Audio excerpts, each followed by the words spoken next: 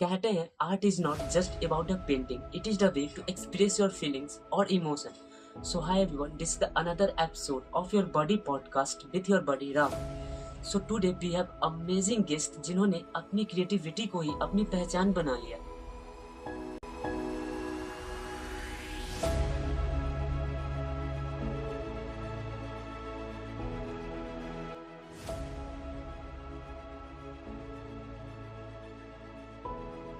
तो आज हम उनसे जानेंगे कि क्या एक सिंपल पेंसिल किसी की सोच और इमोशन को दुनिया के सामने ला सकती है, एंड उनके जर्नी के बारे में, एंड उनके आर्टवर्क के पीछे छुपी हुई कहानियों के बारे में. So let's welcome our special guest Divya to the body podcast. And so instead of me talking about you, why don't you tell everyone who have no clue about who you are and what you do? Then how do you paint your identity?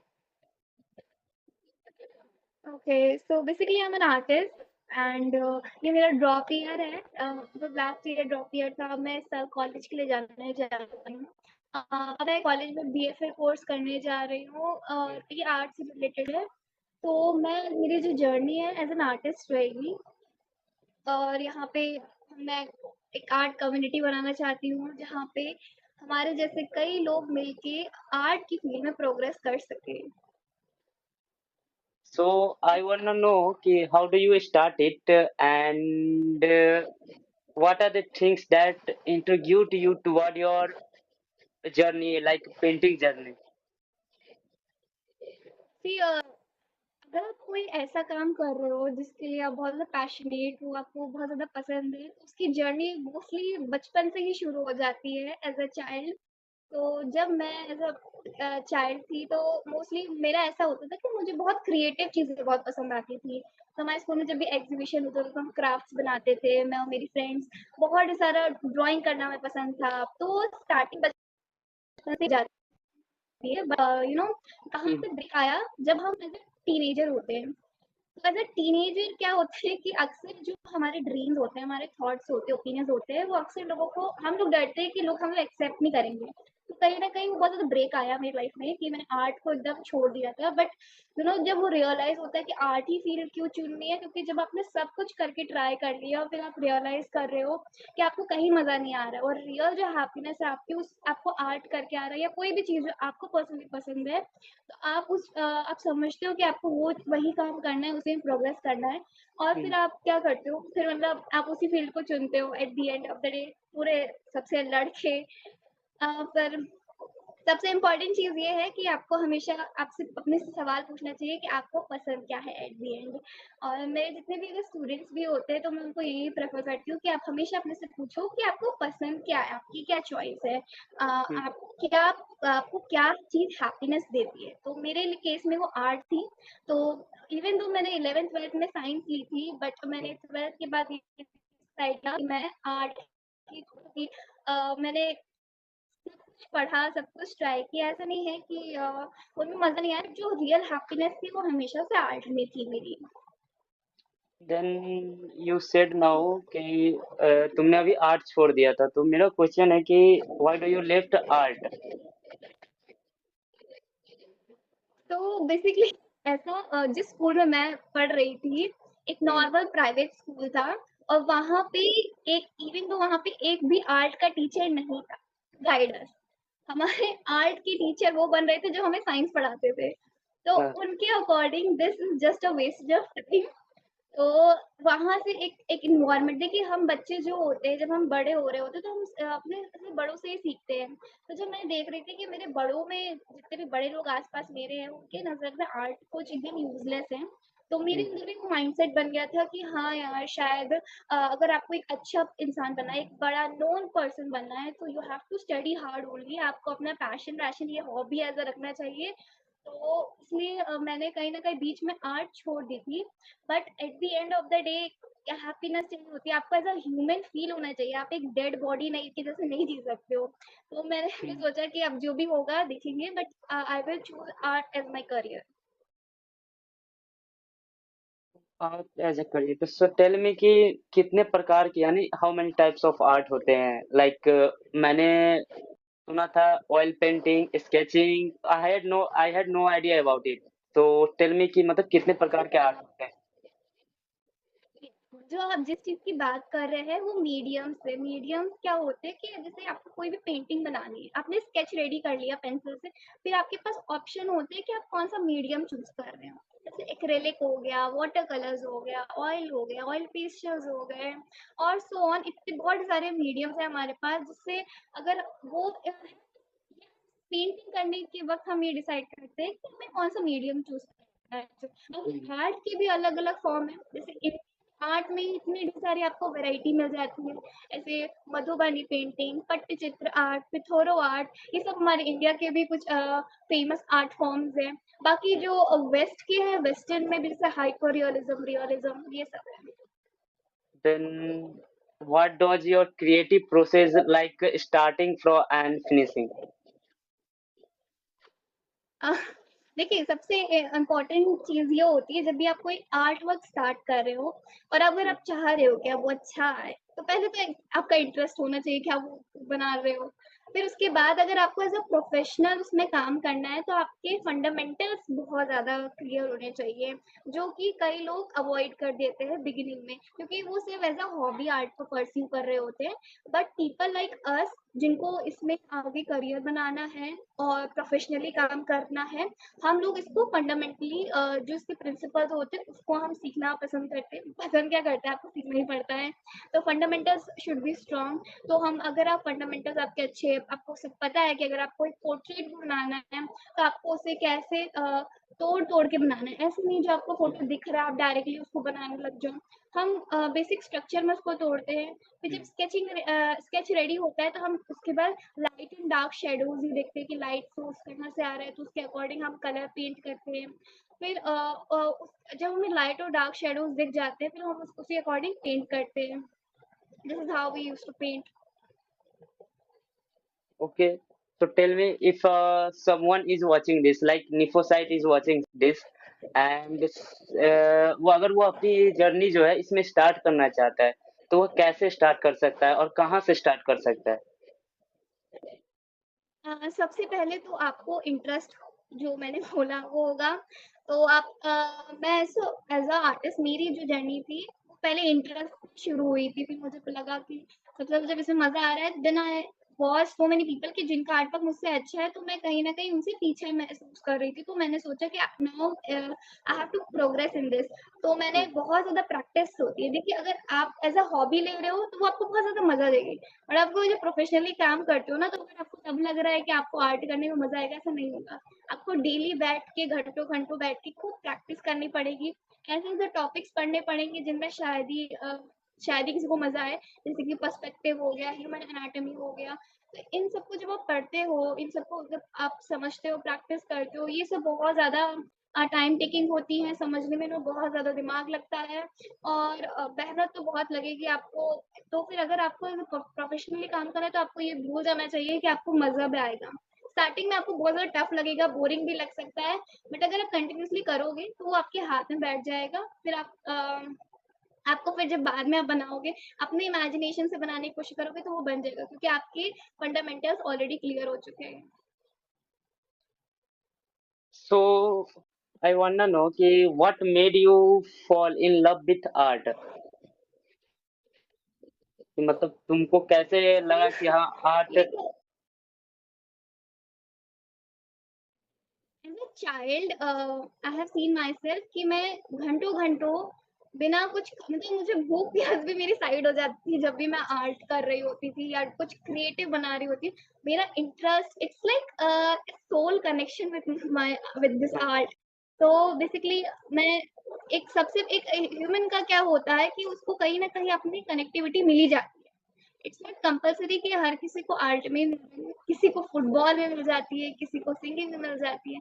हर किसी human का अपना अपना interest होता है, और might भी मेरा interest art में जग गया भगवान की वजह से, मुझे एज अ हॉबी मिली है। So I am so happy. And तो बचपन अब एज अ किड जो होता है, बचपन से आपको पता लग जाता है कि आपको क्या पसंद है। तो आपको थोड़ा सा इशारा देते हैं भगवान, तो आपको खुद ही समझना पड़ता है कि अच्छा मुझे इस फील्ड में जाना है आगे। And you know Divya, I read this. So I read this and in recently. and I fell in love with it. That is, art is not the way. Well, art is not just about the painting. It is the way to express your emotion and feelings. Do you believe it? Like जितने भी आज तक बड़े artist हुए हैं, like क्या Leonardo da Vinci और like Indian artist M F Husain, कहीं ना कहीं उनके पेंटिंग में एक इमोशन या एक फीलिंग को दिखाया गया। तो क्या डू यू बिलीव, तुमको भी ऐसा लगता है कि हाँ, एक पेंटिंग जो है एक इमोशन को एक्सप्रेस करता है या एक फीलिंग को एक्सप्रेस करता है? या डेफिनेटली इट इज। आप अपने इमोशंस को, अपने थॉट्स को अगर आप सब तक नहीं पहुंचा पा रहे हो और आपको एज अ आर्ट गिफ्ट मिला है तो आप उसके जरिए अपने थॉट्स और इमोशंस को एक्सप्रेस करते हो। एक बहुत ही ब्यूटीफुल पेंटिंग है अबिंद्रनाथ टैगोर की, द जर्नीज एंड। तो हम्म। उसमें मुझे एक बहुत पर्सनली फेवरेट है, एक अबिंद्रनाथ टैगोर की जर्नीज एंड और अनुपम सुड की ऑफ वॉल्स। ये दोनों पेंटिंग मेरी फेवरेट है। रीजन ये है कि जो अबिंद्रनाथ टैगोर ने ऑफ कैमल जर्नीज एंड बनाई थी, उसमें कैमल को शो किया है जो बहुत थक हार के ऐसे डेजर्ट एरिया और थक हार के वो अपनी जर्नी एंड कर रहा है। और वो एक इंडिपेंडेंस को शो कर रहा है कि कैसे we as an Indian citizen हमने कितना ज़्यादा स्ट्रगल किया इंडिपेंडेंस के लिए, और उसके बाद जब हमें मिल गई इंडिपेंडेंस तो एक वो जर्नी एंड उसको शो कर रहा है बहुत ही ब्यूटीफुली। और जो अनुपम सूद की ऑफ वॉल्स है उसमें पॉवर्टी को दिखाया गया है, एक वुमेन की जो सफरिंग्स है कि आपको जैसे चार दीवारी के अंदर बंद कर देते हैं और आपको ऊपर से जब चार दीवारी के अंदर आप बंद होते हैं अपने, तो आप कुछ सीख नहीं पाते हो, आप बहुत ज़्यादा ही फ्रस्ट्रेटेड फील करते हो उस इन्वायरमेंट में। आप जैसे खत्म थक हार से गए हो, अब आपके पास आगे कोई विकल्प ही नहीं है, जैसे ज़िंदगी चल रही है अब आपको वैसे ही काटनी पड़ेगी। तो वो आर्टिस्ट ने शो की है अपनी पेंटिंग में। सो आर्टिस्ट जो अपने पेंटिंग में शो करते हैं उसका बहुत ही डीप मीनिंग होता है और वो अपने इमोशंस और थॉट को उसमें पुट करते हैं। सो जब भी हम एक कोई आर्ट पेंट या पेंटिंग देखते हैं तो मुझे लगता है कि अपने थॉट्स लगाने से पहले हमें उस आर्टिस्ट से पूछना चाहिए कि उसके पीछे का कहानी क्या है उस पेंटिंग की, क्योंकि हर एक पेंटिंग अपनी कहानी के साथ एक मतलब अपनी कहानी लेके चलती है। तो क्या पेंटिंग जो है या फिर आर्टिस्ट या जो पेंट करते हैं या फिर पेंटिंग, क्या एक पर्सन को रिच बना सकता है? कैन क्या होता है, do you think that art can make a person rich? Yeah, definitely. It's like see, mostly हम as an artist I don't think so कि हम पैसे के पीछे उतने भाग रहे थे तब। अगर आपको ऐसा आपको कोई चीज़ बहुत ज़्यादा पसंद है, आप इसलिए करते हो क्योंकि आपको खुशी दे रही है। बट समवेयर अगर आप उसकी वजह से फेमस हो जा रहे हो और पैसे कमा रहे हो, सो इट्स सो गुड। और हम एक मुझे लगता है एज़ एन आर्टिस्ट आपका ये भी इंटेंशन होना चाहिए कि आप अपने होता है तो आपको समझ आना चाहिए कि अच्छा समय आने ही वाला है। तो एज़ एन आर्टिस्ट मोस्टली हम लोग की कहानी ऐसी होती है कि कई आर्टिस्ट तो जब वो लोग इस धरती पे नहीं होते, जब उनकी डेथ हो जाती है उसके बाद वो फेमस होते हैं, जैसे विंसेंट वैन गोग हो गए। एक बहुत ही अच्छे एग्जाम्पल है ये कि उनकी लाइफ कैसे डिप्रेशन में बीती और जैसे ही वो मर गए तो उनकी पेंटिंग्स फेमस हो गई। बट ऐसे भी आर्टिस्ट हैं जैसे एम एफ हुसैन, जब वो लोग जिंदा थे तब उनकी पेंटिंग्स फेमस हुई। और रिसेंटली जैसे अभी राजा रवि वर्मा की पेंटिंग सोल्ड हुई है, 160+ करोड़ में कुछ बिकी है। So as an artist rich हो भी सकते हो और might be not, but it's your story.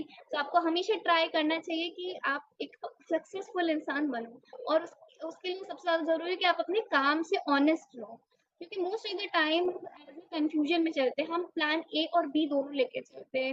I guess अगर कोई सच में आर्ट से प्यार करता है तो वो उसमें ही लगा रहेगा, और अगर वो मेहनत करेगा तो डेफिनेटली सक्सेस मिलेगी ही। तो एक मतलब लोगों को ऐसा क्या दिखता है कि आर्टिस्ट या फिर एक पेंटिंग के अंदर जो इतने महंगे महंगे पैसे, मतलब इतने इतने महंगे पैसे दे करके उस पेंटिंग को खरीदते हैं, जितने भी रिच पीपल है? हाँ, देखिए जो अ, मैंने मेरे हिसाब से जो है वो ये है कि जब हम कोई भी पेंटिंग देखते हैं तो वो हर कोई नहीं अफोर्ड करता। Most of the people 10 out of 9 लोग यही कहेंगे इस पेंटिंग में ऐसा कुछ खास नहीं है। बट जो भी आर्ट को समझते हैं, आर्टिस्ट की कदर करते हैं, जिनको एक पेंटिंग के पीछे इमोशन, इंटेंशन, स्टोरी दिखती है, दे परचेस इट। उनको पता है कि उसकी वैल्यू क्या है।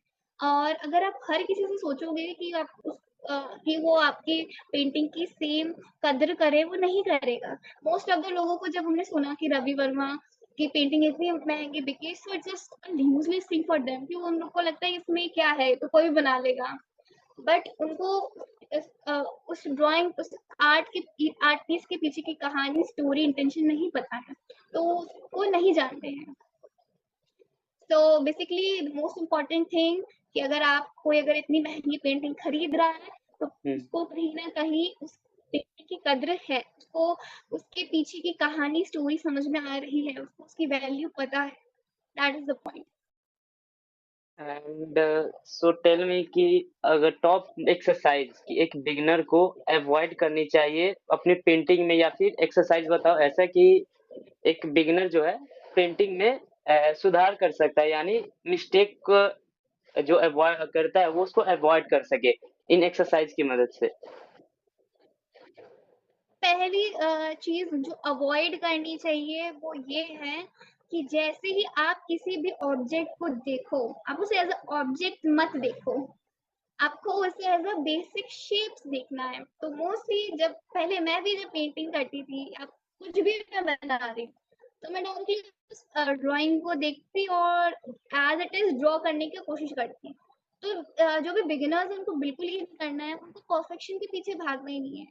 तो सबसे शुरुआती दौर जो अगर आप बहुत ही प्रोफेशनल बनना चाहते हो और आपको सीखना है सही ढंग से, तो आप पहले फियर हटा दो मन से कि मेरी ड्राइंग अच्छी नहीं बनेगी तो मैं क्या करूँगा, क्या करूँ? मेरे अंदर बहुत था कि मुझे लगता था कि यार अगर मैं अपनी खराब ड्राइंग जैसे मैं कहीं भी कर रही हूँ, गलती से मेरे दोस्तों ने देख ली, तो वो तो मुझे यहीं जज करेंगे कितनी खराब आर्टिस्ट है। It's okay. और आपको मुझे लगता है बहुत ज़्यादा ज़रूरत है कि आप खराब आर्ट वर्क करो।